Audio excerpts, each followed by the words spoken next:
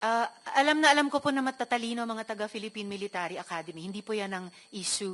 Ang kina-clarify ko po ay kanina sinabi nyo na in-encourage nyo ang PNP na i-encourage yung suspect na lumaban. Yes. Para mapatay, para Yes. masabing nanlaban. Correct. Correct. Para That was a very ma-minimize. incorrect. Correct, yes. Very incorrect po, if Yes. I may say as a It's not, civilian, sa professional police. It Salamat depends tayo, on, Mr. Chair. ano na natin yan, ma'am. That's your view, that. It's not my view only, Mr. Chair. Thank you for putting it on record. Pagka-mayor, pagka-prosecutor.